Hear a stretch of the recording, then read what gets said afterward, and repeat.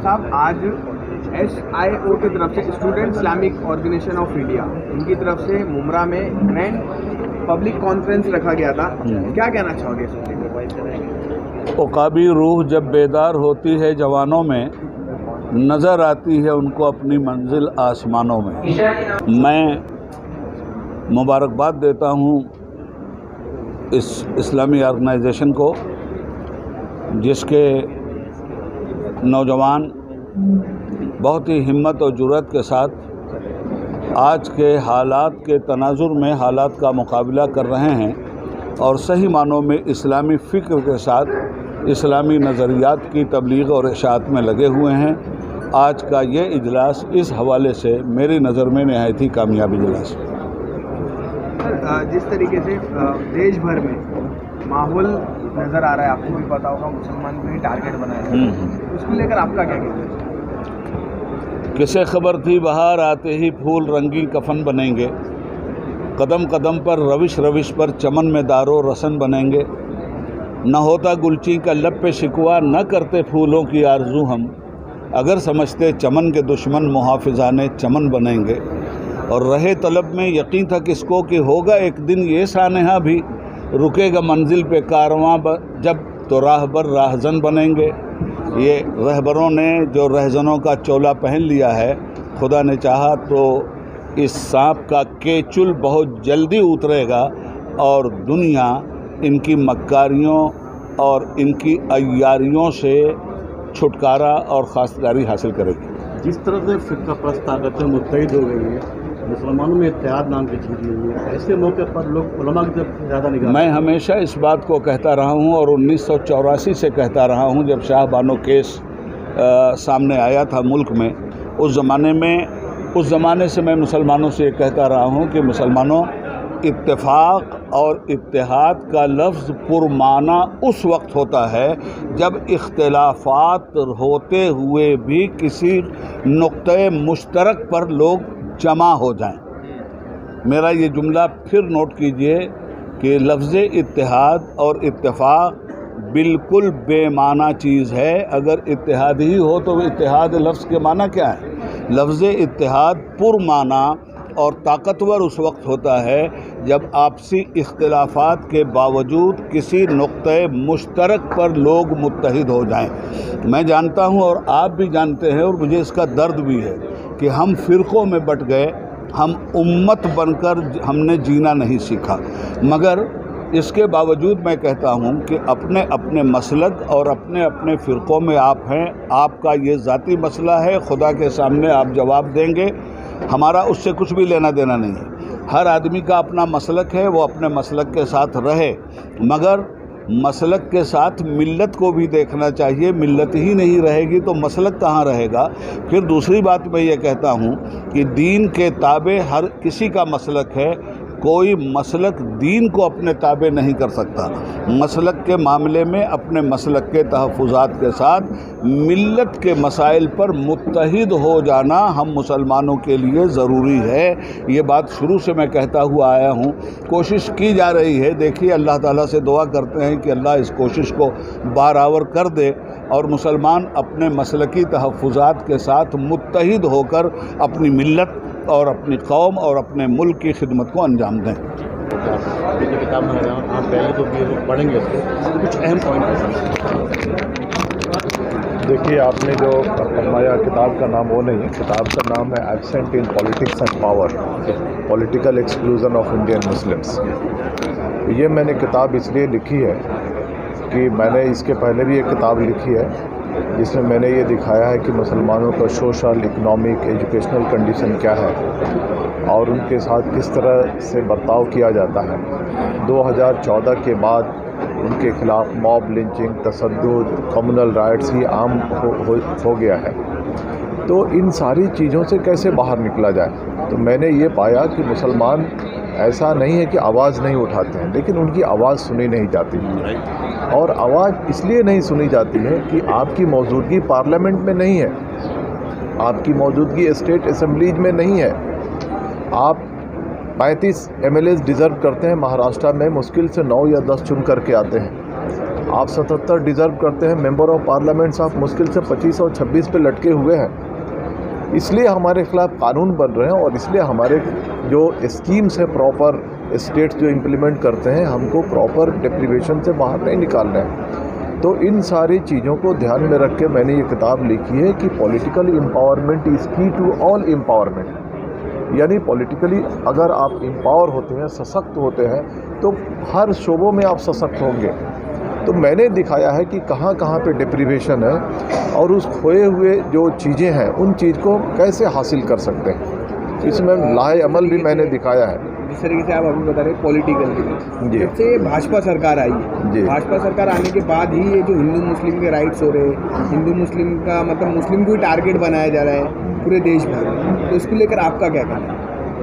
ये टारगेट ऐसा नहीं है कि 2014 के बाद बनाया जा रहा है। टारगेट तो पहले भी आपको अभी तो बनाया ज़्यादा जाता बनाया जा रहा है। हाँ, वही मैं कहना चाहता हूँ कि टारगेट तो पहले भी बनाया जाता था, लेकिन मुसलमानों ने कभी ये मांग नहीं की कि एंटी कम्युनल राइट्स एक कायदा कानून बनना चाहिए। 2014 के पहले जब UPA 2 की गवर्नमेंट थी, मुसलमानों ने मांग की थी कि कम्युनल वायलेंस बिल पास होना चाहिए, लेकिन उनकी आवाज़ क्यों नहीं सुनी गई? इसलिए नहीं सुनी गई कि उतनी तादाद में आपकी कुव्वत नहीं है पार्लियामेंट में। ओके, तो क्या इसका हल है कि मुसलमान कोई पॉलिटिकल पार्टी बनाए या किसी पार्टी में रह करके इसको आगे बढ़ाएं? नहीं, देखिए ये पूरी बात पे जिक्र किया है मैंने कि हम कैसे खोई हुई ज़मीन को हासिल कर सकते हैं, कैसे हम अपने पॉलिटिकल राइट्स को हम प्राप्त कर सकते हैं, कैसे हम अपनी जो हमको ड्यू रिप्रेजेंटेशन है वो उसको हम कैसे हासिल कर सकते हैं। और मैंने ये भी लिखा है कि मुसलमानों का जो मुस्तकबिल है या मुसलमानों का जो पॉलिटिकल रिप्रेजेंटेशन है वो कहीं ना कहीं सेकुलरिज्म से जुड़ा हुआ है। जब यह मुल्क सेकुलर रहेगा, माहौल सेकुलर रहेगा, तो हमारी तादाद भी आएगी और हम महफूज भी महसूस करेंगे। लेकिन अगर सेकुलरिज्म ज़िंदा नहीं रहेगा तो ये सारी चीज़ें हासिल करना मुश्किल है। तो मैंने इसमें ये दिखाया है कि हम अपनी जो सीटें हैं उसको हासिल करें, लेकिन जो सेकुलर पार्टीज़ हैं उनको कम से कम नुकसान पहुंचा कर। ठीक। इजराइल और फिलिस्तीन में जो जंग चल रही है उसको लेकर दुनिया में जब भी कहीं जंग होती है तो दुनिया के ममालिक उस जंग पर अपना अपना नज़रिया पेश करते हैं और दुनिया में या तो जंगजुओं की हिमायत होती है या उनके ख़िलाफ़ मुजाहरे होते हैं। हमारा मुल्क हिंदुस्तान हमेशा एक गैर जानिबदार मुल्क रहा है और जब भी दुनिया में कहीं जुल्म सितम हुआ है या किसी की ज़मीन छीनी गई है तो हिंदुस्तान ने उसके लिए बहुत ज़बरदस्त आवाज़ उठाई है। फ़िलिस्तीन और इसराइल का जहाँ तक सवाल है, 1917 में जिस तरह से ये तबाह किए गए और 60 लाख यहूदियों को हिटलर ने मारा तो हिटलर को दुनिया जालिम कह रही थी। हिटलर ने एक बहुत तारीख़ी बात कही थी कि आज दुनिया मुझे जालिम कह रही है, मैंने 90% यहूदियों को मार दिया है और 10% यहूदियों को मैं छोड़ रहा हूँ ताकि आने वाले दौर में इनके करतूत को देखने के बाद दुनिया ये सोचे कि मैंने इनके साथ जो किया था वो सही किया था या गलत किया था। नंबर 1। नंबर 2, इनको ला करके बरतानिया ने फ़िलिस्तीन में बसाया। फ़िलिस्तीन फ़िलिस्तीनियों का था, फ़िलिस्तीनी मुसलमानों का कि ये नरम दिली थी कि उन्होंने इनके खाने पीने रहने सहने सब चीज़ों का इंतज़ाम किया और धीरे धीरे वो फ़िलिस्तीनी मुसलमानों से गद्दारी करके उनकी ज़मीन को हड़पने लगे। आज 100% ज़मीन के फ़िलिस्तीनी मालिक सिर्फ 16% ज़मीन के मालिक रह गए हैं, बाकी सब इसराइल ने कब्ज़ा कर लिया। हमारे मुल्क पे जब अंग्रेज़ों ने कब्ज़ा किया था और 1947 में हम आज़ाद हुए थे तो मुल्क को आज़ाद करवाने के लिए और अपनी ज़मीन अंग्रेज़ों से छीन लेने के लिए हमारे मुजाहिदीन आज़ादी और हमारे स्वतंत्रता सेनानी लड़ रहे थे।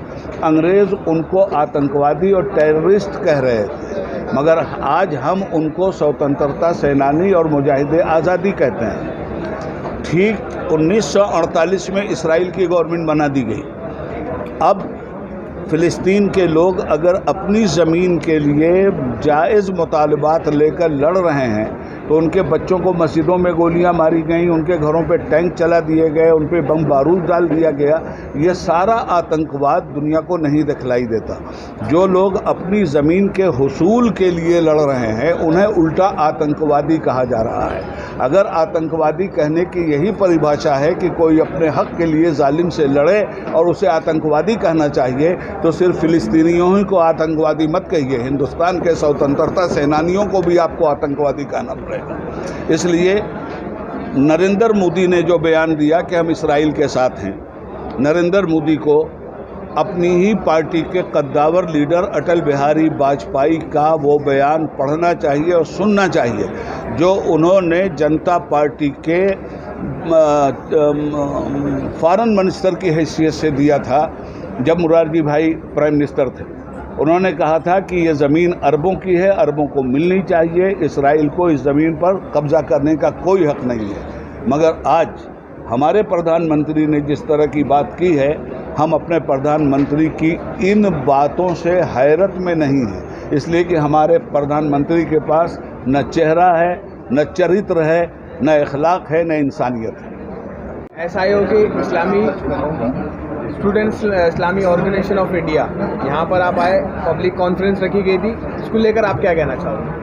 देखिए, हम यही समझते हैं कि इस वक्त जो बड़े चैलेंजेस हैं इस देश में, उसमें एक बड़ा चैलेंज ये है कि लोगों को तोड़ने की कोशिश हो रही है। कोशिश इस बात की हो रही है कि हिंदू मुसलमानों से बात नहीं करें, मुसलमान हिंदुओं से बात नहीं करें, ये दोनों क्रिश्चियन से नफ़रत करें, क्रिश्चियन इनसे नफ़रत करें, और इस सारी नफ़रत को फैलाकर कुछ लोग फ़ायदा उठाना चाहते हैं। तो ऐसे में SIO हमेशा से ये काम करती आ रही है। अभी भी एक अभियान के ज़रिए से उन्होंने इस बात की कोशिश की कि ये जो गैप है इसको ब्रिज किया जाए और हम कम्युनिकेशन, कोऑर्डिनेशन और इंगेजमेंट शुरू करें ताकि हम एक दूसरे को समझ सकें, एक दूसरे की गलतफहमियों को दूर कर सकें और साथ मिलकर जो जस्टिस के लिए जो आगे बढ़ सकें। तो ये उसी सिलसिले की एक कड़ी थी और मैं समझता हूँ कि ऐसे प्रोग्राम्स मुस्तकिल जारी रहने चाहिए। सर, आपकी स्पीच में हम मणिपुर के बारे में कहा था कि महिलाओं के कहीं ना कहीं सेफ नहीं है बारे में, क्या कहें?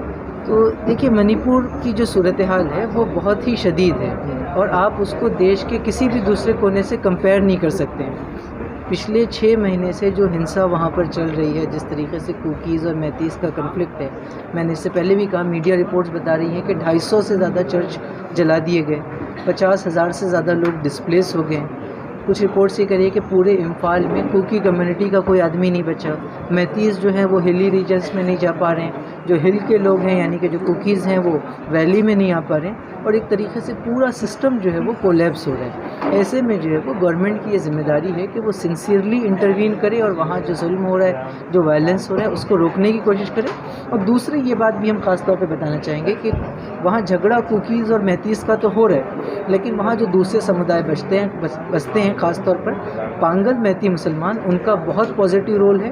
वो वायलेंस को रोकने की कोशिश कर रहे हैं, दोनों कम्युनिटीज़ की मदद कर रहे हैं। जब कुकीज़ पे जुल्म होता है तो वो भी पांगल मुसलमानों के पास पनाह लेते हैं, जब मैतीस पर हमला होता है तो मुसलमान उनको भी पनाह देते हैं। रिलीफ वर्क का काम हो, लोगों को जोड़ने का काम हो, तो पांगल के जो मैती मुसलमान हैं उन्होंने जो है वो एक पूरी मिसाल पूरी देश के लिए क़ायम की है कि किस तरीके से इस नफ़रत को जो ख़त्म किया जाता है। तो मुझे लगता है कि उस एग्ज़ाम्पल को जो आगे भी बढ़ना चाहिए। तो आपने कहा था अपनी कम्युनिटी को आगे बढ़ना चाहिए, एजुकेशन में, मीडिया में, पुलिस में, क्या कहें मुस्लिम कम्युनिटी को? तो हम तो ये समझते हैं कि देखिए, मुसलमानों को भी और देश के जितने भी वंचित शोषित तबके हैं सभी को आगे बढ़ना चाहिए, क्योंकि आप जब देश की तरक्की की बात करते हैं या इंसानियत की तरक्की की बात करते हैं तो वो उसी वक्त होती है जब देश के सभी लोग आगे बढ़ें। अब अगर आप ये कहें कि 20 करोड़ मुसलमान पीछे रहें लेकिन देश विश्व गुरु बन जाएगा तो वो कैसे बनेगा?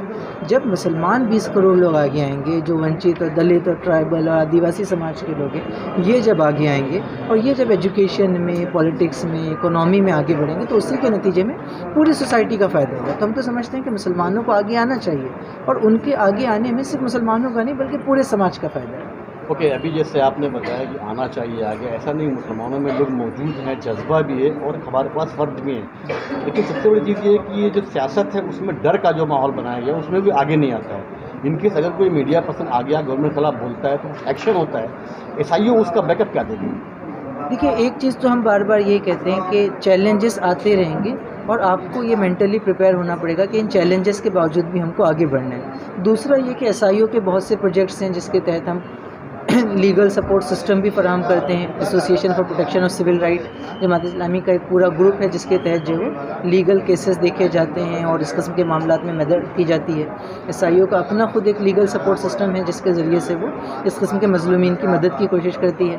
अलग अलग यूनिवर्सिटीज़ में, कैंपसेस में जो लोग पढ़ रहे हैं उनके साथ जब अन्याय होता है, इनजस्टिस होते हैं, तो उसके ख़िलाफ़ भी हर लेवल पे जो आवाज़ उठाने की जो कोशिश मुस्तकिल की जाती है। अभी आपने इत्तेहाद की बात किया था अपनी स्पीच में भी। जब हम ये मान के बैठे हैं कि हमारे 72 फ़िरके होंगे और हर आदमी अपने आप को सर्च करने को लगा हुआ है, तो कैसे मुमकिन है?